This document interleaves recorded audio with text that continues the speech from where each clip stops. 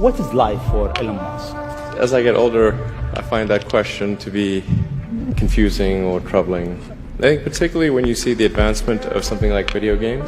Like say 40 years ago, the most advanced video game would be like Pong, where you had like two rectangles and a dot. But now you can see a video game that's photorealistic and millions of people playing simultaneously, and you see where things are going with virtual reality. Then eventually those games will be indistinguishable from reality. They'll be so realistic, you will not be able to tell the difference between that game and the reality as we know it. How do we know that that didn't happen in the past and that we're not in one of those games ourselves? Tonight's topic is the universe a computer simulation? We've got some highly thoughtful, talented, respected people to weigh in on this. The more I learned about later on as a physicist, the more struck I was that when you get deep down under the hood about how nature works, how can I be sure that this mathematical reality isn't actually some kind of game or simulation? In my research, I had found this very strange thing, error correcting codes. Error correcting codes are what make browsers work. So why were they in the equations that I was studying about quarks and leptons and supersymmetry? And that's what brought me to this very stark realization that I could no longer say that people like Max were crazy. So you're saying as you dig deeper, you find computer code writ in the fabric of the cosmos. Computer code, strings of bits of ones and zeros. We seem to see a pattern forming over here. Our universe is pixelated. A matter isn't as real and as solid as we'd hope.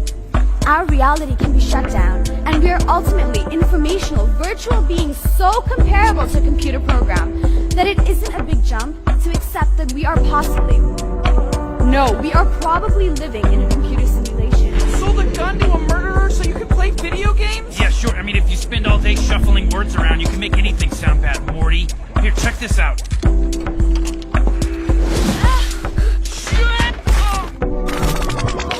What the hell? Where am I? 55 years. Not bad, Morty. Where's my wife? Morty, you were just playing a game. It's called Roy. Snap out of it. The guy who really started forcing scientists to take this a bit more seriously and gave this idea a bit more scientific street cred, I think, is Nick Bostrom, my fellow Swede, Nick Bostrom. We are almost certainly living in a simulation. It's a little bit complex, but it's really not more complex than most educated people could probably get their heads around if they thought about it for half an hour, if they actually tried. There's this interesting argument by your colleague at Oxford, Nick Bostrom. He argues that the notion of a simulated universe, what do you think about that?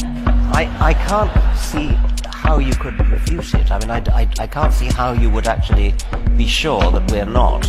If the simulation hypothesis is valid, then we open the door